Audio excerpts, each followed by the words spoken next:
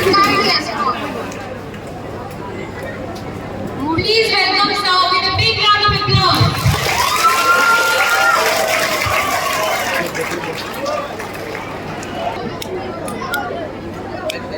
Clap, clap. No, clap, no, clap, no.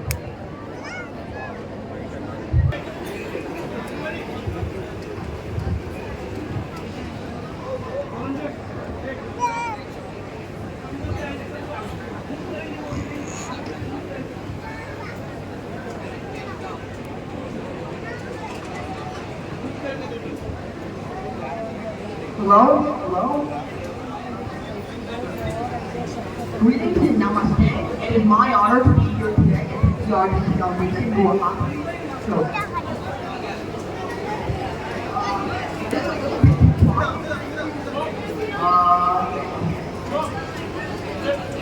does this work? So today, of course, I will usually be giving my opinion on the stage above, but I feel that for the thousands of children and adults in this audience, it's more connected and more fitting with the theme of today's program. So, greetings and namaste to everybody. It is my honor. So, today I would like to talk about children and science. I mean, I know, it says it right over there. So, why is it so important for our children nowadays to learn science? Well, that's a nonsense question. It's like asking, why is it so important for someone to learn how to swim?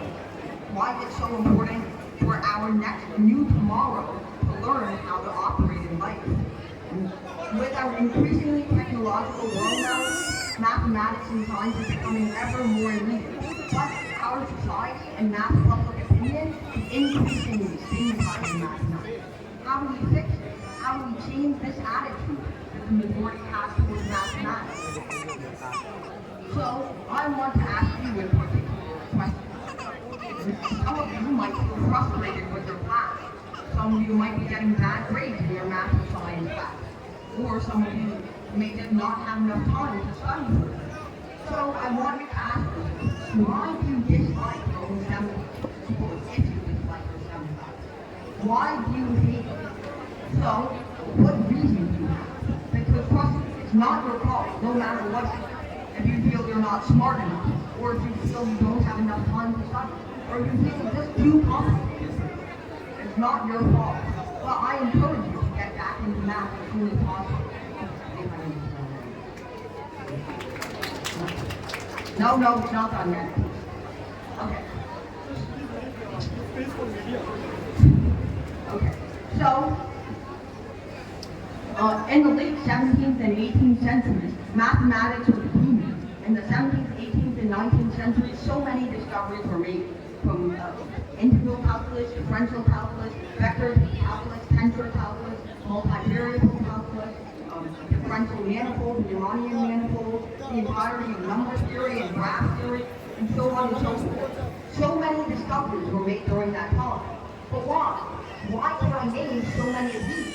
Meanwhile, in the 20th century, I can only name a few off the top of my head, especially in mathematics. For the only few things I can name off the top of my head were a few developments in number theory and topology. And in the 21st century, there's almost nothing we can name, even though we're already 20 years in, 1/5 of the way through. So what gives? Why have we been slowing down in mathematics over the last few decades?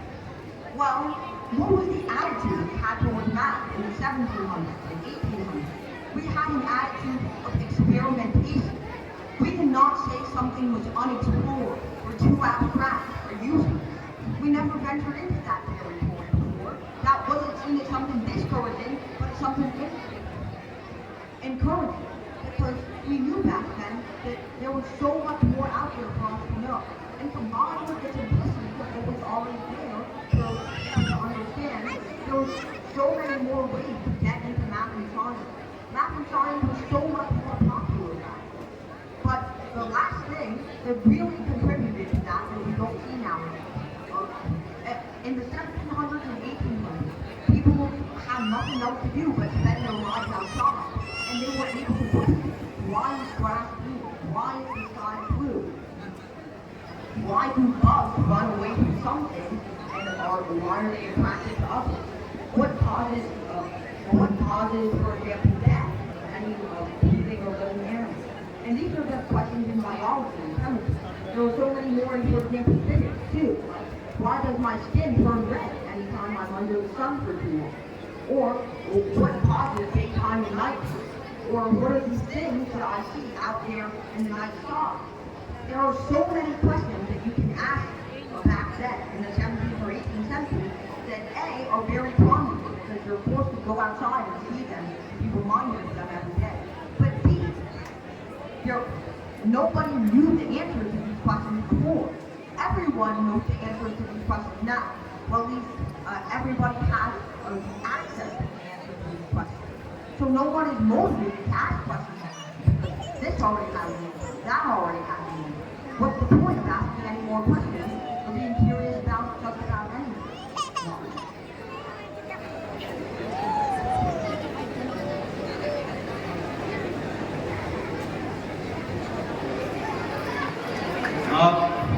নমস্কার।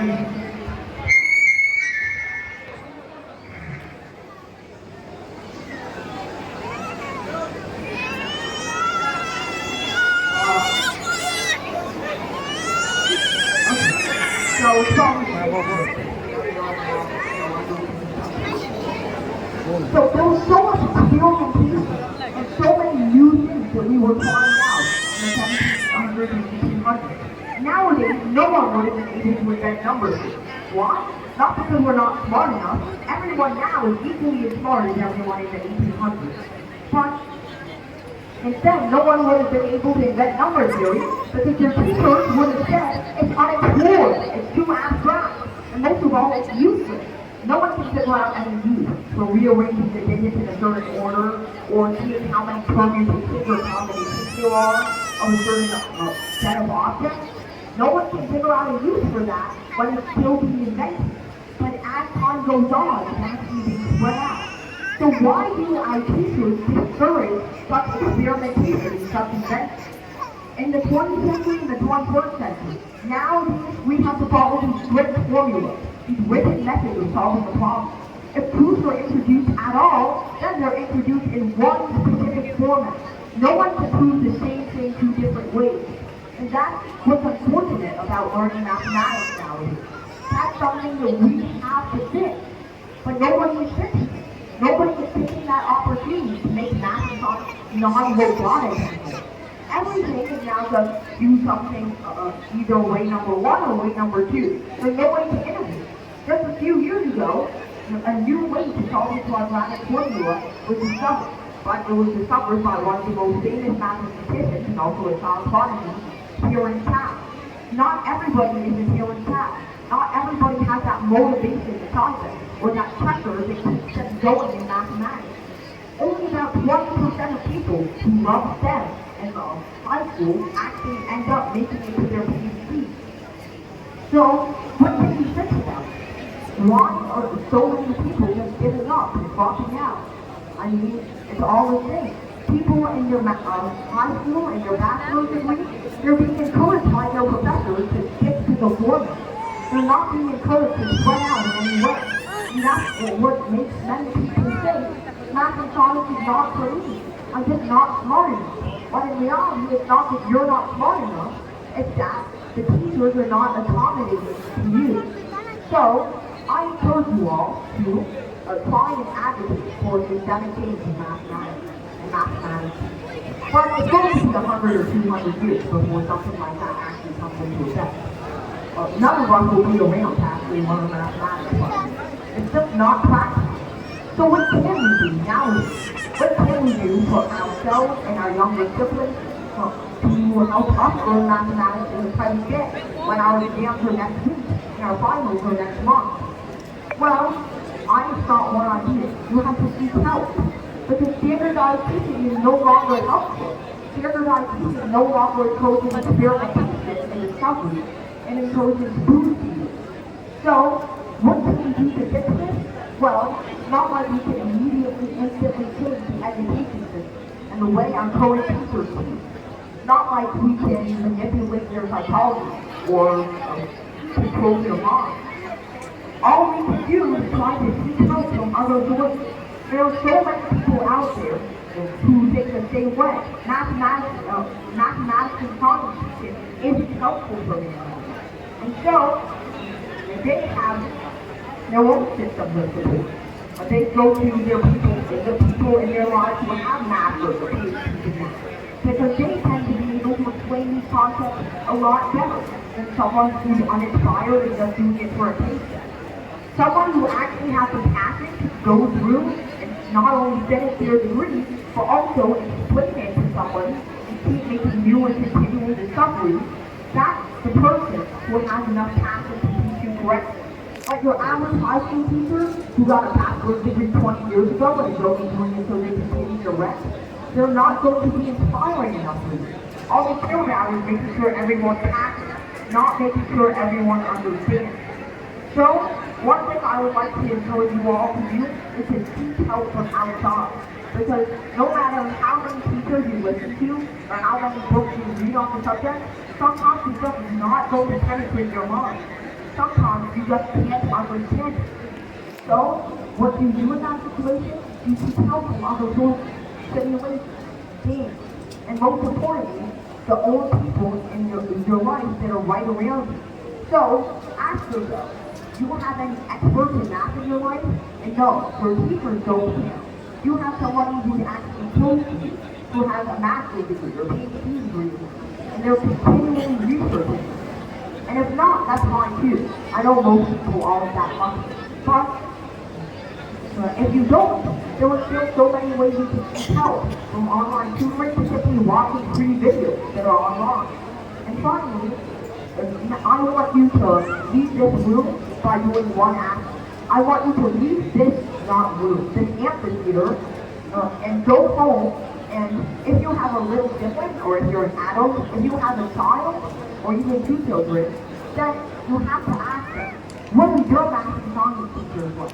What has they been doing for you? Have they been inspirational enough for you? Have they actually helped you out in any way? And if you're 13 or older, there's a pretty high chance, there's a pretty good chance that you're going to say, no. Our children, our youth tomorrow, they need help when it comes to math and science. Because of this robotic approach to math and science, especially math and physics, math opinion is continually turning against math and science. In a world where more math and science is required for practical jobs nearly every single day. We're near the critical turning point of changing our opinion about math and science, or STEM instead. So, I really do request that all of you go home and ask your younger children, or your children, or any of the younger people you have in your life that are still going to school or college. You have to ask them, are you enjoying math and science class? What do you hate about it if you don't enjoy it? And what do you love about it if you do? Don't just go into it for good grades. Go into it for the actual understanding. And if you say, no, I don't understand anything, don't just sit there and say, okay, listen to your teacher harder, maybe you'll get better grades next time. Instead, you have to actively help them. Either understand the concept yourself, or look for people who can help them yourself. Reach out to other people, or just find videos online if you don't have the money or you don't have the time to reach out to other people. So, there are so many resources out there that you can use to help yourself, or potentially the younger ones in your life, learn math and science. So many people are becoming super attached to other subjects, and not math and science, which is very harmful nowadays, because math and science is about to become one of the most important subjects in all history, especially technology and engineering. So, I request that you all listen to our public opinion. So, once again, I encourage you all to please seek help in math and science. And please, never stop being inspired to pursue your dreams, whether it's in math and science or something else. No matter if you have to go into teachers or peer pressure, no matter what anybody says about you or about the subject that you love, you have to keep going, because everything will turn out fine in the end. And whatever subject or whatever hobby you're going into has a dedicated community of professionals who have ended up going to the same colleges, the same books. They've ended up unharmed.